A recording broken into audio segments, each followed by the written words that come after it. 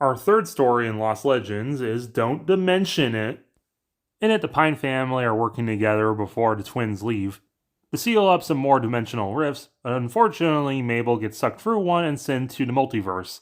So now the stands have to find her. Shenanigans ensue.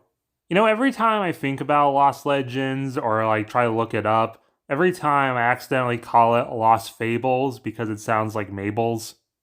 Our next story concerns Weirdmageddon. Although Bill's demise repaired the rift, Gravity Falls was never quite the same after.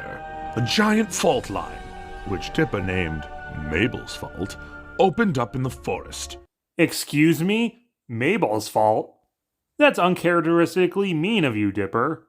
I know there's a very awful part of the fandom that blames Mabel for Weirdmageddon, because she was the one who gave the rift to Bill, but she didn't know that Blendon was possessed at the time. Her whole world was burning down around her. She wasn't allowed to keep Waddles. She was never going to see her friends again. No one's going to show up to her birthday party, and she was even going to lose Dipper. So when she was tempted to have at least one more day of summer to see them all again, of course she would. Again, she didn't know Blendon was possessed by Bill. She didn't even know what the rift was. It's not like she fully was aware of what it was and giving it to Bill would be a bad thing, and she just did it for the hell of it. If we're going to throw around the blame game, then technically all the Pine family deserves a little.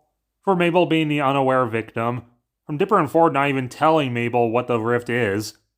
If you want to be really mean about it, Stan was the one who pushed Ford into the portal, and rescuing him is the reason why the rift was made in the first place, and technically even Ford is more responsible for looking where he shouldn't have, discovering Bill and the secrets of Gravity Falls, and creating the portal in the first place. But moving on from that rant, apparently after Weirdmageddon, the town's still acting weird, despite a lot of the weirdness fading away in the finale, but either way, we see some very oddly modern phones for Gravity Falls showing glitchy Bill Cipher faces, and rifts are opening all over the place, including in McGucket's coffee that says "Dead before my coffee." This is the first story that directly says when it takes place, in the one week wait or time skip at the end of Weirdmageddon Part 3. The family is going all around Gravity Falls looking for rifts to seal with the alien goo, from Dipper and Mabel versus the future. Ford references Lovecrafty, of course referencing H.P. Lovecraft, and we'll also get a reference later with a Cthulhu-looking thing. Dipper asks what it was like in the multiverse, which is a question he probably should have asked all the way back in Dungeons, Dungeons, and More Dungeons. And yeah, it's definitely weird, especially given what Bill Cipher is, of course it would be. Apparently we're 3 days before the kids are leaving. One direct reference to the episode Bottomless Pit. And Stan and Ford are back to arguing with each other again, which I both kind of like to show that they're not fully back together, but I also kind of hate because I thought they'd gotten better at this point. Stan says he's a better caretaker, and Ford replies, "What's Dipper's real name?" Dipfolomule, I don't know. Of course, calling back to originally in Dungeons, Dungeons, and More Dungeons, Dipper was going to reveal his name of Mason to Ford. After rubbing herself down with poison oak, it turns out Mabel brought Waddles along. Don't you think you're being a pinch self-centered? Not really. It's not like she brought the damn pig because you told her not to. And Mabel's done plenty of things for other people, like freeing Mermando and saving Dipper multiple times. And she had the best intentions, even if it was kind of sus getting Robbie and Tambry together. But no, Waddles ran off, so she goes to get him, but something comes out of the rift and attacks her. Luckily, Ford has his infinite belt that has like an infinite string attached to it. But too late as she gets pulled in by the hand of multiple fingers with a mouth in the middle. She evades it, but then gets knocked through the multiverse. There's oddly accurate and well-drawn Mystery Shack to look like a Sonic the Hedgehog level. The Nightmare Realm, where we see Keyhole and 8-Ball erected a statue for Bill, saying he was the worst. A reality where everyone's a fish, maybe calling back to the fact that Alex Hirsch worked on fish hooks with Justin Roiland. And a picture of a cat. I'm not sure if this is someone who worked on the show's cat. I know it's not Dana's because it's not pure white. Eventually, Mabel falls into a big crowd of other Mabels. This Mabel with a clipboard writes her down, and it turns out we're in a reality where Mabel's just kind of funnel in. Mabel outfit check for this is gonna suck. One of them has tried building an escape pod, but they're too busy being Mabel about it. And soon this other Mabel starts being Mabel about it. I want to pet a puppy! The two Stans tie themselves together and start going into the multiverse looking for Mabel. Apparently, Ford scanned Mabel the first day he was there. And luckily, Ford knows the multiverse. Mabel tries to gain help from the other Mabels, but she's not finding much luck. But then she finds a Mabel who looks a lot like her. She's anti-label Mabel. But she even hates that label. So the two put their heads together and try coming up with a plan to escape. The two Stans get picked up by a truck that has a piece of the portal on the back. I don't know if this is just like meant to be the actual portal part or this is how spaceships look in Gravity Falls. They try getting a ride with a photo of Mabel holding a penguin, and it turns out the driver knows about their criminal record. Ford's, that is. Which makes me wish we got more stories of Ford going through the multiverse. But either way, they handcuffed him and put him in the back as Stan gets shotgun. The trucker has a pair of infinity dice, and you can tell by the way they draw it, it's meant to be like those fuzzy dice you sometimes see people have. Mabel 1 and Mabel 2 distract Rambo Mabel to get their flare. Wartime Mabel has a tattoo of the shooting star, and right underneath is a 618, which is Alex and Ariel Hirsch's birthday. Even the flare is a Mabel face saying, "Hey boys."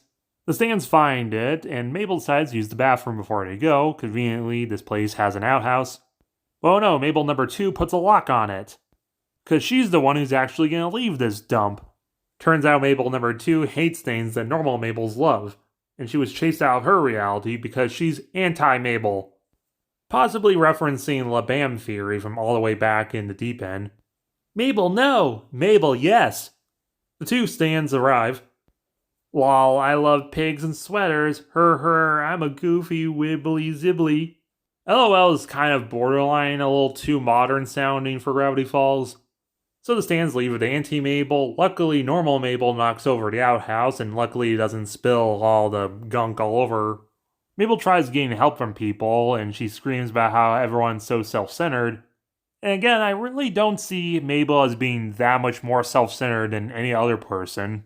She wished for one more day of summer because she got to see the people she loved more. Literally anyone else in that situation would do the same. I think even the other Mabels agree because they help out right away by using their grappling hooks. Ford immediately recognizes that Mabel's the wrong Mabel and gets ready to shoot her. Oh no, she's a quicker draw and sprays them with the alien goo and gets ready to shoot them out the airlock. But luckily, Shears Love, Calvary here, but only a couple of Mabels, even though we saw plenty of them with grappling hooks. And I'm guessing they got here because they kind of just Spider-Man across the galaxy. This leads into a fight with Anti-Mabel, which mostly happens off-panel. They somehow eject the trucker, and he literally says, "Son of a bitch." It's censored, but we can tell what he meant, which is hilarious. But oh no, they got military expert Mabel. Her Waddles is dressed like a bombshell. The group frees the Stans. This is dumb. All of this is dumb. Oh no, Anti-Mabel got her second wind, I guess, and glues everyone to the wall. And her and normal Mabel get into a fight. And just like Into the Bunker, we get the inevitable two people who look alike. No, he's the clone. No, he's the clone. Shoot them. No, shoot them. The way they tell the evil Mabel apart is because she's wearing a shirt that says, "I hate cats." So they put her in an airlock and just murdered a 12-year-old. Wouldn't that have been funny if that was the real Mabel they shot out and Anti-Mabel is the one with them and they somehow swap shirts? And she turns around, "Ah ha ha, Thriller, the evil one's with them." Turns out military expert is alive and they decide to keep the truck.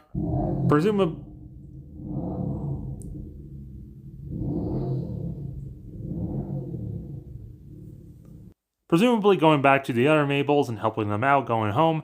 The Stans make up. The Stans are still man-childs. Maybe it's time for you to take care of each other. Take that, multiverse. This is how we do it in Jersey. Pines. Dipper's excited about the multiverse. But Mabel's like, nah, who cares? Everyone does multiverse stories.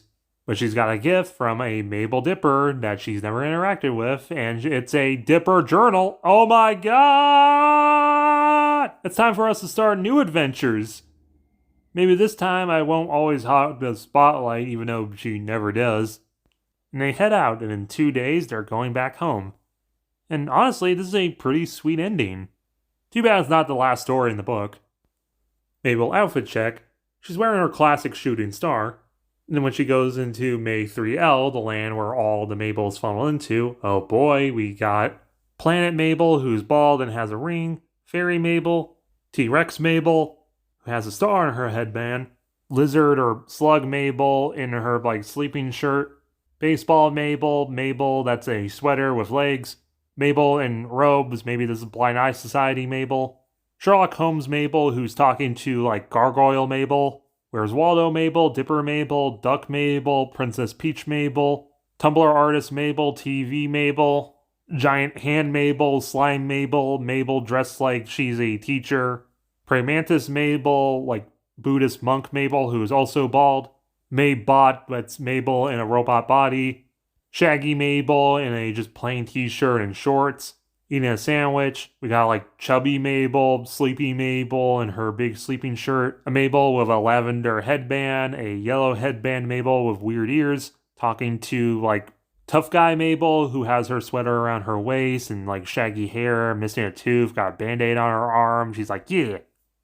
Satyr Mabel, she has goat legs and horns, a green sweater with a leaf on it and darker green cuffs around her sleeve, and a tan skirt, talking to Mabel in a Letterman's jacket, Vampire Mabel with eyeliner, fangs, and wings, Smart Mabel that we'll see later, talking to Sam Elliott Mabel, Goth Mabel in a black and striped shirt, skull earring, black dyed hair other than one streak, fingerless gloves, her phone, Abraham Lincoln Mabel, including top hat and suit, talking to Horse Mabel, who's wearing a more brighter pink sweater rather than the salmon pink of the shooting star, and it has a yellow horseshoe on it. This might be a reference to the fact that Kristen Shaw is also in BoJack Horseman. We got drug dealer Mabel, who's wearing a beanie, a trench coat over her sweater, and she's actually wearing pants. Talking to Eyeball Mabel, Pac-Man Mabel, Fire Mabel, Australian Mabel, who we see more later. Mabel in yellow pants and a red shirt with yellow stripes on it. I'm not sure if this is a reference to something. Tall Mabel, you can tell by her purple-pink shirt. Old Lady Mabel. This Mabel is a direct reference to Rainbow Bright for some reason. This Mabel is a direct reference to Marty McFly from Back to the Future. Next to her is Fish Mabel, who's a fish person wearing a sweater that has blue bubbles on it and a fishbowl on her head. More expert Mabel is Rambo Mabel, wearing ripped up black tank top with a bandolier, dog tags, and fingerless gloves. Instead of a hairband, she has a headband. Gray skin, weird eared, three-eyed Mabel. Alphase from Undertale next to a dolphin Mabel. Brown chick Mabel with a bluish purple sweater. Talking to a Mabel in a yellow sweater with a pink headband. Next to them is Morty from Rick and Morty with a yellow headband. Table Mabel, molecularly unstable Mabel.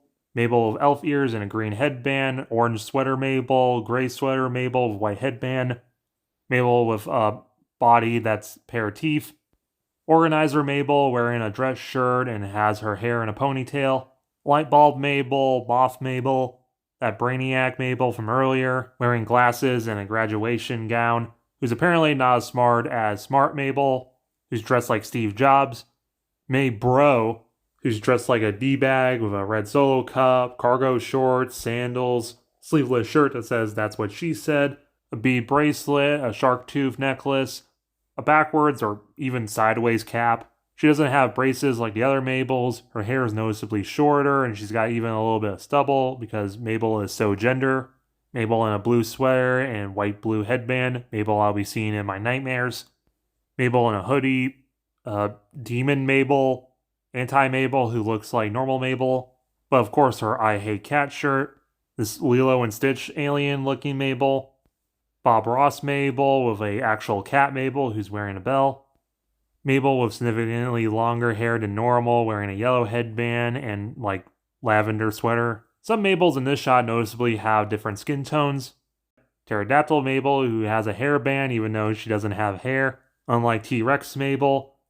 Morningstar Mabel, 3 Mabel. Despite all of those, the only one who actually helps normal Mabel in the final battle is Pterodactyl Mabel, Morningstar Mabel, Table Mabel, Fire Mabel, 3 Mabel, Weapons Expert Mabel, and T-Rex Mabel.